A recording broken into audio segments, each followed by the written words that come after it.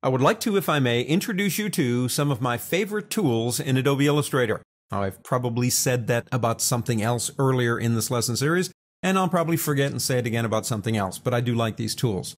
The Pathfinder tools allow you to make simple shapes, put them together, and with one click of a button, depending on which button you click, make something much more complicated. They've been around for a long time. As a matter of fact, the original Pathfinder tools were under the Filter menu years ago, so you might still hear old-timers in Illustrator calling them or referring to them as the Pathfinder filters. If you are in the painting workspace, which I hope you are, then you can click this button right down here to get to them, at the very bottom. There they are. Pathfinder. I'll pull that panel out so we get a nice, good look at it. There are 10 buttons within the Pathfinder panel. 4 of them are defined as shape modes, and the other 6 are the pathfinders. For the sake of this particular lesson and these segments, let's not worry about that difference. We'll talk about that later in another lesson. The first one of the first top 4, the first one on the left is called Unite. It's got a very simple purpose in life. Take multiple objects and make them one, basically. So let's start by doing this. Pick up your ellipse tool. Draw an ellipse on the screen. I'm going to do a perfect circle with the Shift key, of course. I'm going to do another ellipse. I'm ellipse happy today. This ellipse, I'm going to pick my selection tool up and place it right about there. I'm going to hold the Alt key, which makes a copy, and drag it, but I'm also going to hold the Shift key down so it doesn't go up or down, and try to visually line it up on the other side. Something about like that looks all right. Let's change their colors just for the fun of it.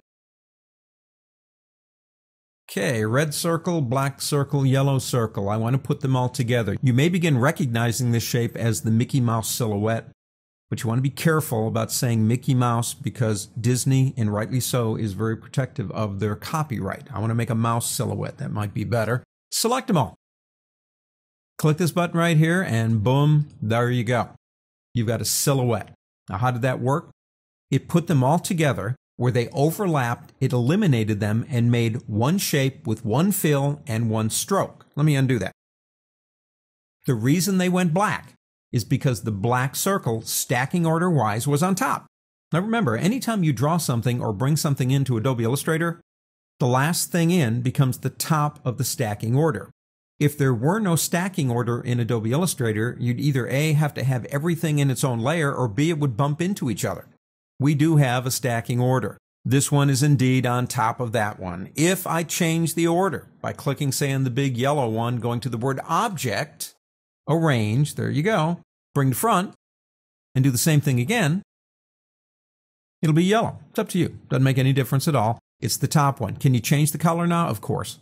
Go over, change it to any color that you want it to be. You want it to go back to black. Come over here with it selected and change it to black. No big deal. So the Unite brings it together. Let me undo that twice so I can get it back to where it was. There's another change in the Pathfinder set that's different from the previous version. It's no big deal, you just have to understand what's going on. When you select all the items and click the button, you are making multiple objects into one. Doesn't matter how many you have. But it didn't work like that up front. The first time you clicked in the previous version actually made a compound path. Let me show you how you do that now. 3 objects. Don't click the button until you hold down the Alt key. As you can see, they are a compound path. If I unselect it, it looks the same. So what's the difference? Well, there's one disadvantage. A compound path can be much more complex because you're not really losing anything, you're just making it look like it's one. So if you have a lot of anchor points, you're going to have a problem maybe printing. It's possible, not with this one, but you could have something pretty complicated.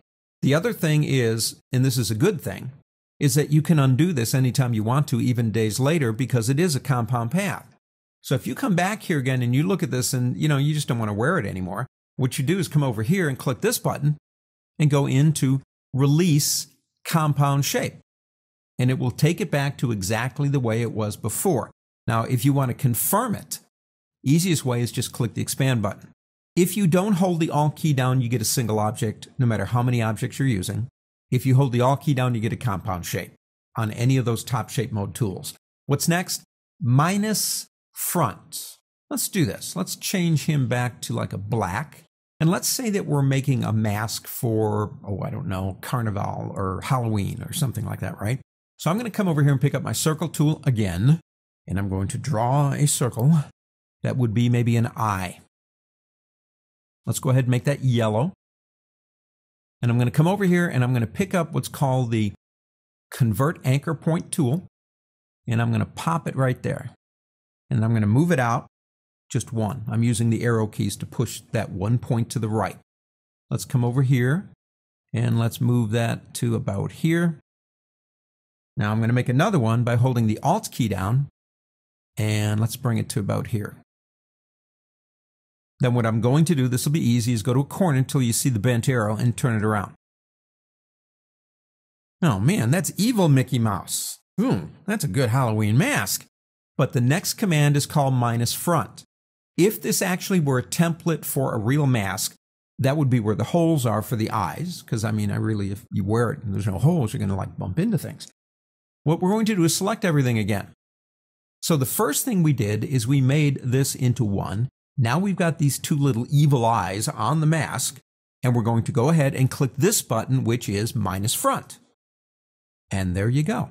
What did it do? -front will take the frontmost objects, no matter how many there are, and it will punch holes through whatever's underneath it.